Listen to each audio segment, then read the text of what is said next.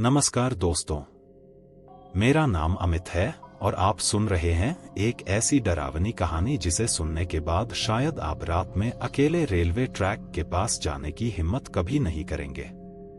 आज की कहानी है भूतिया ट्रैक, आखिरी सफर। यह कहानी हमें ले जाएगी एक ऐसे सुनसान रेलवे ट्रैक पर जिसे वर्षों पहले बंद कर दिया गया था, लेकिन कहते हैं कि आधी रात के बाद वहां आज भी एक ट्रेन गुजरती है। एक ऐसी ट्रेन जो इस दुनिया की नहीं है। लोगों का दावा है कि उस ट्रेन में बैठे यात्री जीवित नहीं हैं, और जो भी उस ट्रेन को देखने की कोशिश करता है वह पहले जैसा कभी नहीं रहता। तो कमरे की लाइट बंद कर दीजिए, हेडफोन लगा लीजिए और तैयार हो जाइए इस खौफनाक सफर के लिए। मैं हूं अमित और यह है भूतिया ट्रैक, आखिरी सफर। रात का समय था। आसमान पर काले बादलों ने पूरी तरह कब्जा कर लिया था। चांद कहीं दिखाई नहीं दे रहा था। दूर दूर तक फैले घने जंगल के बीच एक पुरानी रेलवे लाइन अंधेरे में खोई हुई थी। हवा पेड़ों से टकराकर ऐसी आवाजें पैदा कर रही थी मानो कोई धीमी फुसफुसाहट कर रहा हो। इस रेलवे लाइन का नाम कभी शिवपुर ट्रैक हुआ करता था, लेकिन अब लोग इसे भूतिया ट्रैक कहते थे। करीब 30 साल पहले इसी ट्रैक पर एक भयानक रेल दुर्घटना हुई थी। कहा जाता था कि उस रात एक यात्री ट्रेन रहस्यमय तरीके से पटरी से उतर गई थी। दुर्घटना इतनी भयानक थी कि सैकड़ों लोगों की जान चली गई। कई शव कभी मिले ही नहीं। हादसे के बाद रेलवे ने इस लाइन को हमेशा के लिए बंद कर दिया। लेकिन कहानी यहीं खत्म नहीं हुई। गांव वालों का कहना था कि हर साल कुछ खास रातों में ठीक आधी रात के बाद इस बंद ट्रैक पर एक ट्रेन दिखाई देती है। उस ट्रेन की सीटी सुनाई देती है, उसके पहियों की आवाज सुनाई देती है, लेकिन उसके पास जाने वाले लोग कभी पहले जैसे नहीं रहते। कुछ पागल हो जाते हैं, कुछ हमेशा के लिए गायब हो जाते हैं, और कुछ अगली सुबह मृत मिलते हैं। शिवपुर गांव के लोग सूरज ढलते ही इस इलाके से दूर हो जाते थे, लेकिन हर कोई इन बातों पर विश्वास नहीं करता था। राहुल भी उन्हीं लोगों में से एक था। राहुल एक YouTube चैनल चलाता था जहां वह रहस्यमय और डरावनी जगहों की सच्चाई दुनिया के सामने लाता था। उसके लाखों दर्शक थे और उसे भूत प्रेत जैसी बातों पर बिल्कुल भरोसा नहीं था।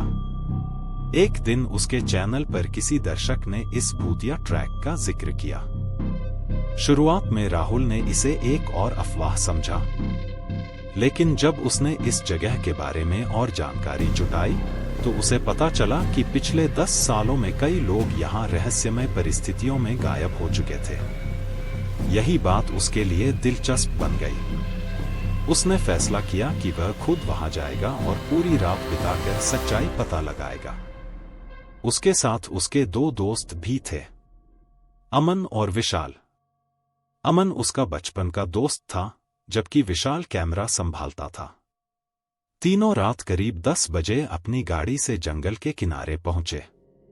गाड़ी आगे नहीं जा सकती थी, इसलिए उन्हें पैदल जाना पड़ा। जैसे जैसे वे जंगल के अंदर बढ़ते गए, माहौल और डरावना होता गया। हवा पहले से ज्यादा ठंडी हो चुकी थी। अचानक विशाल रुक गया। तुम लोगों ने सुना? राहुल ने पूछा। क्या? विशाल ने अंधेरे की तरफ देखा। ऐसा लगा जैसे किसी ने मेरा नाम लिया हो। अमन हंस पड़ा।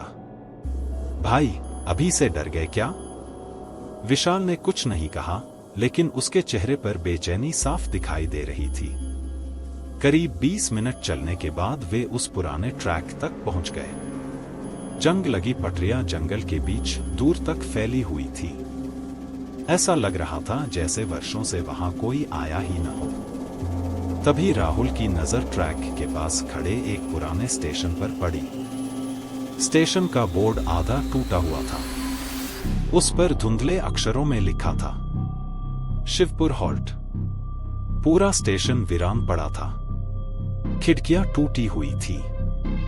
दीवारों पर काई जमी हुई थी और प्लेटफॉर्म पर सूखे पत्तों की मोटी परत बिछी हुई थी।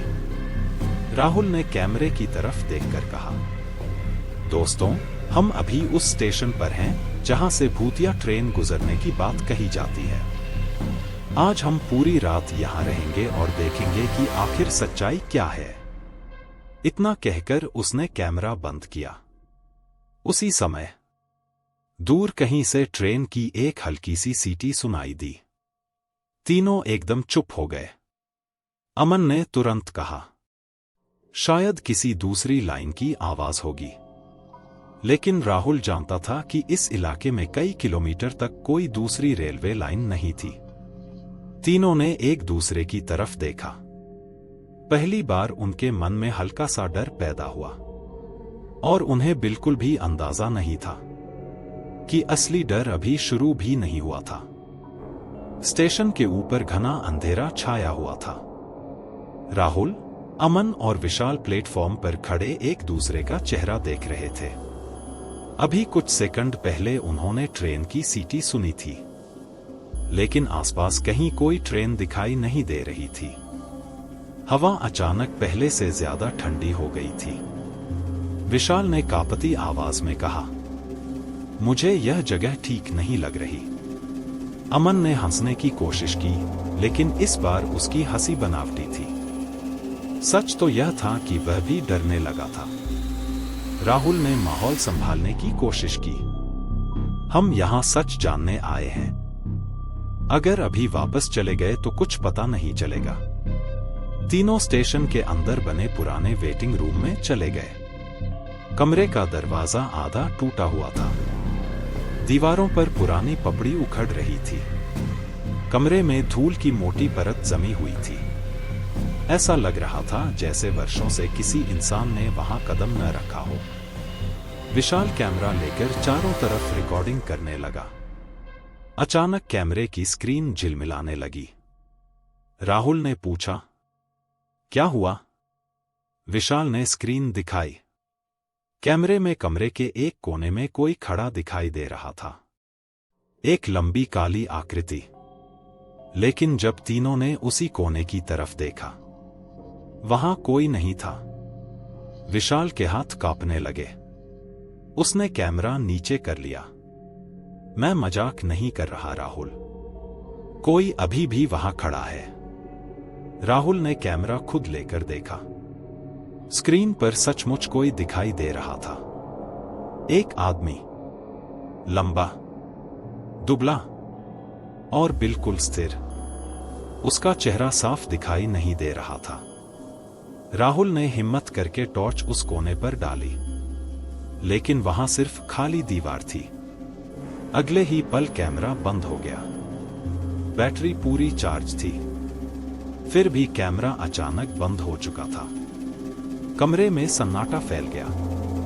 बाहर हवा की आवाज और तेज हो गई। समय धीरे धीरे बीतता गया। घड़ी में रात के 11 बज चुके थे। तभी स्टेशन के बाहर किसी के कदमों की आवाज सुनाई दी। टक टक टक। ऐसा लग रहा था जैसे कोई प्लेटफॉर्म पर धीरे धीरे चल रहा हो। तीनों बाहर निकल आए, लेकिन प्लेटफॉर्म खाली था। कोई नहीं। फिर कदमों की वही आवाज दोबारा सुनाई दी, इस बार पटरियों की तरफ से। राहुल ने टॉर्च की रोशनी उधर डाली और उसका दिल जोर से धड़कने लगा। पटरियों पर एक छोटी लड़की खड़ी थी। उसकी उम्र शायद 10 या 11 साल रही होगी। उसने सफेद रंग की पुरानी फ्रॉक पहन रखी थी। उसके लंबे बाल चेहरे पर लटक रहे थे। वह बिल्कुल हिल नहीं रही थी। अमन ने आवाज लगाई, अरे, कौन हो तुम? कोई जवाब नहीं। लड़की वहीं खड़ी रही।